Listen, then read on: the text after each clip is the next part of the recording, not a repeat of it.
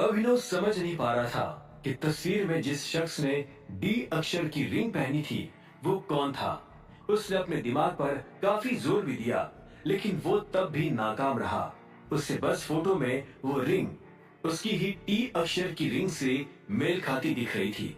यहाँ तक कि ये दोनों रिंग भी राणा अग्निहोत्री की आर अक्षर की रिंग जैसी थी। इस आदमी के बारे में पता लगाना पड़ेगा, अभिनव ने मन ही मन में अपने आप से कहा। जब अभिनव इन सब ख्यालों में खोया हुआ था, तभी दूसरी ओर मोंटी की रिक्वेस्ट पर अमानत ने एक पल के लिए सोचा और फिर गहरी सांस लेकर कहा, ठीक है, तुम इंस्टॉल कर सकते हो। इतना कहकर अमानत ने उसकी तरफ अपना फोन बढ़ा दिया। मोंटी ने तुरंत वो फोन लिया और उसमें एक ट्रैकिंग एप्लीकेशन इंस्टॉल कर दी। यह एप्लीकेशन अमानत की लाइव लोकेशन मोंटी तक पहुंचा सकती थी। मोंटी उसका सेटअप करने में लगा हुआ था और अमानत की नजरें इधर उधर घूमने लगी थी। अरे वाह, ये ठेला अभी चालू है, अमानत ने अचानक से कहा और उसके चेहरे पर एक मुस्कान खिल उठी। मोंटी ने भी अपना काम खत्म कर जब गर्दन उठाई तो पाया कि अमानत एक सड़क के किनारे लगे खाने पीने के ठेले को देख रही थी। क्या हुआ? मोंटी ने धीरे से पूछा। अमानत ने एक पल के लिए उसकी तरफ देखा और फिर वापस ठेले को देखते हुए कहा, ये ठेला बहुत पुराना है। मैं सालों पहले जब गुड़गांव रहती थी तब यहाँ पर अक्सर मोमोज खाया करती थी। मुझे लगा इतने सालों बाद ये ठेला भी बंद हो गया होगा, लेकिन देखो ये अभी चालू है। बस मुझे यहाँ पर वो अंकल ही दिख रहे जो पहले हुआ करते थे। ये तो कोई और है। एनीवेज, तुम इनके मोमोज खाना पसंद करोगे? ये बहुत ही टेस्टी बनाते हैं। तुम एक बार खाओगे तो खाते ही रह जाओगे। अमानत की बात सुनकर मोंटी हाँ में सिर हिलाते हुए मुस्कुराया और बोला, क्यों नहीं, चलो। यस, अमानत ने सिर हिलाकर कहा और मोंटी धीरे से उसका हाथ पकड़कर उसे ठेले के पास ले जाने लगा। उस ठेले से खाने की जो खुशबू आ रही थी, उससे मोंटी के मुंह में अब पानी भी आने लगा था। उसे अक्सर स्ट्रीट फूड की महक काफी अच्छी लगती थी, लेकिन वो कभी भी वहां पर रुककर कुछ खा नहीं पाता था। ना सिर्फ उसके पास टाइम की कमी थी, बल्कि सुरक्षा के लिहाज से भी मोंटी का इस तरह कहीं भी चले जाना ठीक नहीं था, क्योंकि पूरी दुनिया जानती थी कि वो टाइगर ग्रुप में अभिनव के बाद दूसरा सबसे बड़ा आदमी था। अरे वाह, दिख तो बढ़िया रहा है, मोंटी ठेले के पास आते हुए बड़बड़ाया। उसके मुंह से तारीफ सुनकर ठेले पर खड़ा आदमी भी मुस्कुराने लगा और बोला, टेस्ट करके देखो ना भैया जी, पसंद आएगा आपको। मोंटी ने हाँ में सिर हिलाया और उस आदमी को मोमोज की प्लेट बनाने का इशारा किया। कुछ ही मिनटों में मोंटी के हाथ में गर्मा गर्म मोमोज की एक प्लेट आ चुकी थी। मोंटी ने प्लेट में से एक मोमो उठाया और वो उसे चबाने लगा। मोमो गर्म था, इसलिए उसे निगलने में मोंटी को थोड़ा वक्त लग रहा था। हालांकि निगलने के बाद उसके चेहरे पर एक बड़ी सी मुस्कान भी आ गई थी। ये तो बहुत ही टेस्टी यार। मोंटी के मुंह के किनारे मोमो की चटनी गिरते देख अमानत हंसने लगी और अपने हाथ से उसे साफ करते हुए बोली, मैंने कहा था, लेकिन इसने इस बार सिर्फ 4 ही मोमोज दिए हैं। पहले वाले अंकल 6 दिया करते थे। लोग भी कितने कंजूस हो गए हैं आजकल।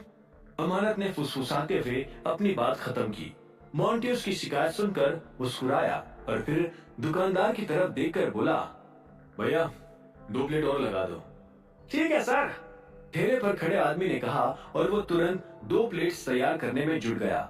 इतने में अमानत ने भी मोंटी की प्लेट में से एक मोमो उठाया और उसे खाकर वो अचानक हाफने लगी। मोंटी उसे देखकर कंफ्यूज हो गया और बोला, एक ही बार में निगल लिया, बहुत गर्म था वो। अमानत ने तुरंत अपना सिर हिलाया और कहा, हाँ, और तीखा भी बहुत है। मैं कुछ पीने के लिए लेकर आती हूँ हम दोनों के लिए, नहीं तो हम दोनों के कानों में से धुआं निकलने लगेगा। मोंटी ये सुनकर हंसने लगा और अमानत अपनी जगह से उठकर वहां से चली गई। उसे जाते देख मोंटी ने अपनी प्लेट में से एक और मोमो उठाया और उसे खाते हुए कहा, बहुत ही बढ़िया, मुझे नहीं लगता 2 प्लेट से भी मेरी भूख मिटेगी, कम से कम 8-10 प्लेट तो लगेगी ही। मोंटी की बात सुनकर दुकानदार की मुस्कान और भी ज्यादा बड़ी हो गई। उसे महसूस हुआ कि आज उसकी बिक्री बहुत अच्छी होने वाली है। कुछ सेकंड्स बाद मोंटी अपनी प्लेट में से आखिरी मोमो उठाने वाला था कि इतने में उसे कुछ एहसास हुआ, मैंने अमानत को अकेले जाने क्यों दिया। मोंटी को महसूस हुआ कि अमानत और अपने लिए ड्रिंक्स लेने उसे जाना चाहिए था, लेकिन वो अपने मोमोज में इतना खो गया था कि उसे ये बात पहले याद ही नहीं आई। ऐसे में मोंटी तुरंत अपने स्टूल से खड़ा हुआ और सड़क के दोनों पार देखने लगा। उसे अमानत कहीं भी दिखाई नहीं दे रही थी। ये ड्रिंक्स लेने कहाँ चली गई अब? मोंटी अपने आप में बड़बड़ाया। जब ठेले पर खड़े दुकानदार ने मोंटी को देखा तो वो बोला, भाभी को ढूंढ रहे हो क्या भैया जी? शायद उस रास्ते गई है वो। मोंटी सिर हिलाकर दुकानदार के बताए हुए रास्ते की तरफ बढ़ने लगा। चलते चलते वो एक ऐसी जगह पहुंच गया जो कि पहले की तुलना में काफी शांत थी। उसे अमानत अब भी नजर नहीं आ रही थी। ऐसे में मोंटी आगे बढ़ता गया और अचानक उसके पैर किसी चीज से टकरा गए। जब उसने अपनी गर्दन नीचे की तो पाया कि वो कोई जूता था। ये जूता तो कहीं देखा। शिट, ये तो अमानत का जूता है। मोंटी ने तुरंत कहा और उस जूते को उठा लिया। वो समझ नहीं पाया कि अभी अभी वहां पर क्या हुआ था।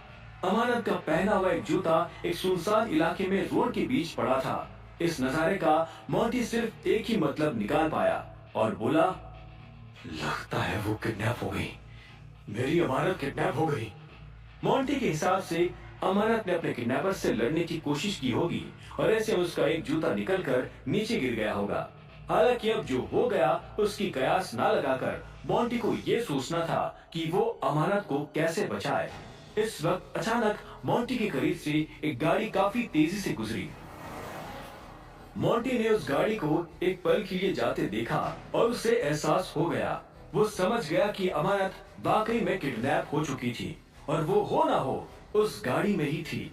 ऐसे में मोंटी ने तुरंत अपना दिमाग चलाया और अपना फोन बाहर निकाल लिया। उसने अमानत के फोन में लोकेशन ट्रैक करने का एक एप्लीकेशन डाला था। जब उसने अपने फोन की स्क्रीन को गौर से देखा तो पाया कि अमानत की लोकेशन वाकई में काफी तेजी से बदल रही थी।